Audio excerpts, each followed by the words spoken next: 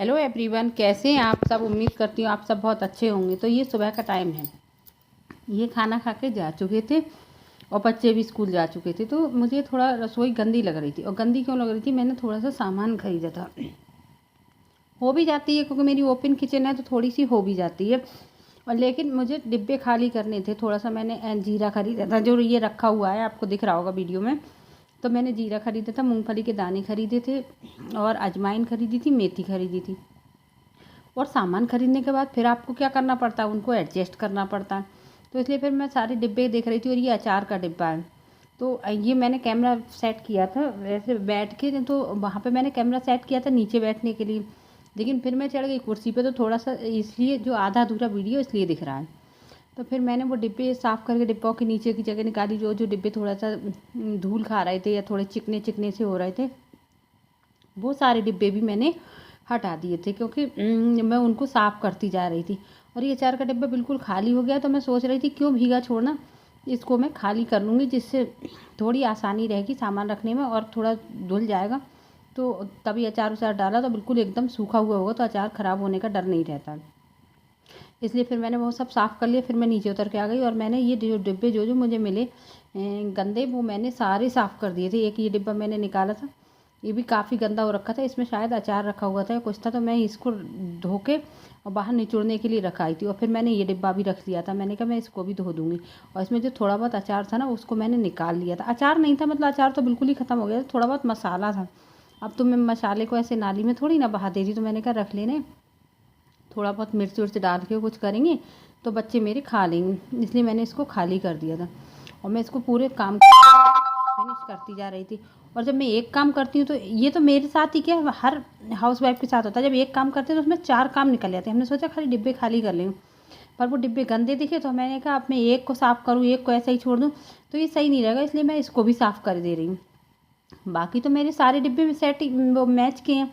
लेकिन ये जो किचन के वो वाले डिब्बे हैं ना, जैसे अचार उचार के हैं, थोड़े बड़े हैं, तो वो डिब्बे मैंने पुराने ही, जैसे बेल कोलू के तेल वगैरह के थे, वो उन्हीं को यूज़ कर लिया है।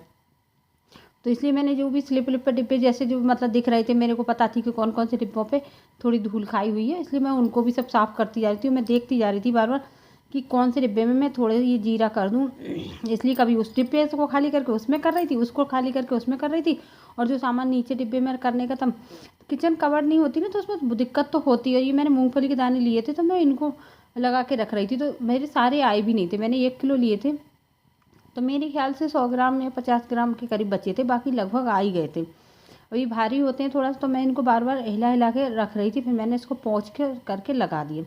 और जो डिब्बे मेरे गंदे हो नहीं जाते, तो मैं उसमें सामान जब दोबारा करती हूँ तो मैं तब करती हूँ, पहले मैं उसको धो लेती हूँ, ऐसे ही नहीं करती। तो फिर मैंने ये स्लैब पे जो भी सामान था ना, उनको सबको धोया। उसमें ही कुकर का ढक्कन वगैरह रखा हुआ था, तो मैंने कहा जब मैं धो रही हूँ तो पूरी स्लैब ही साफ़ करके तभी अपना काम करूँ। तो फिर मैंने इसमें ये चम्मच वाला स्टैंड है ना, तो इसको भी मैंने साफ़ किया था। अभी बर्तन वाली जो आती है, तो इस टोकरी में ही सब लगा के चली जाती बर्तन।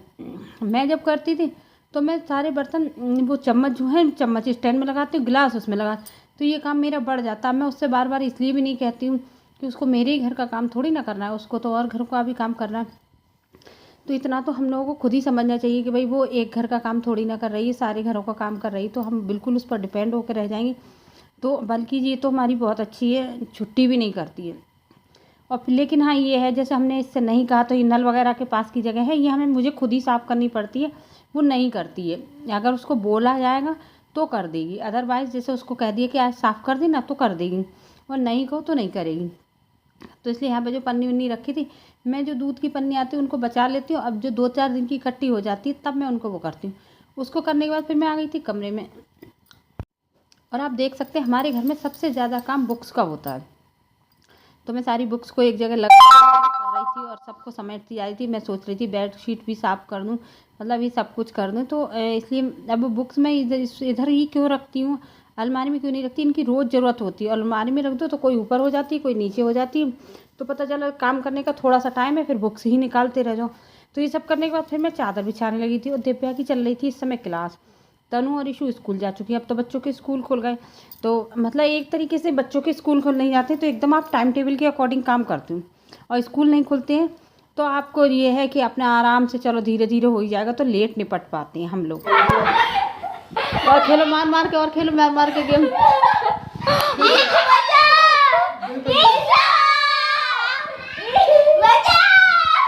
मेरे पे गई।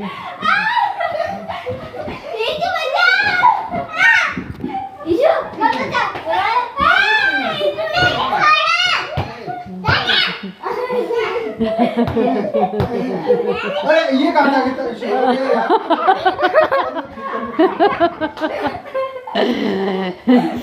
बहुत फाइटिंग करता है पापा।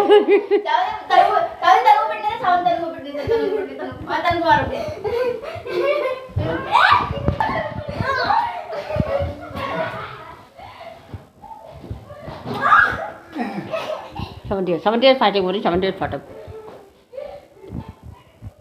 सावंती फाइटिंग कर रहे हैं। बुला के ला, बुला के तनु को। तो तनुआ वहीं जाए पकड़ो।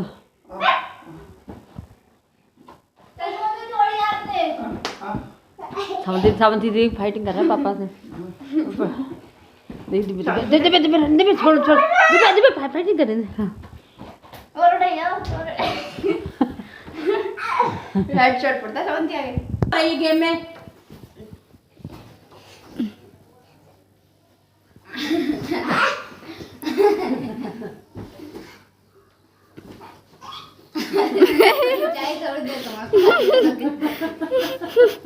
बेड से नीचे उतार दिया बेचारी को।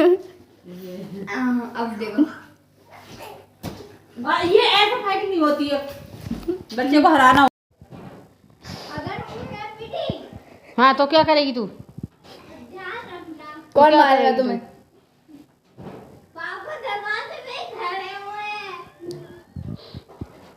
पागल हो गया पापा छत पे गए हैं, छत पे चले गए पापा। हाँ देख ले खुद खोल के। कहाँ दिख रहा है तेरे को पापा? अंधी है क्या? कहाँ दिख रहे हैं? दिखा आगे करो। हैं? पागल है ये। आगे करा होगा जिसकी। तनु नहीं निकलेगी ना?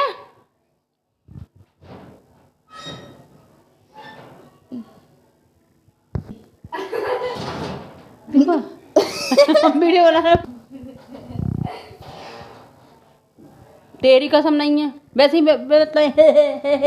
वो फैला नहीं। पीट नहीं दिया तो मैं और होते तो। फालतू में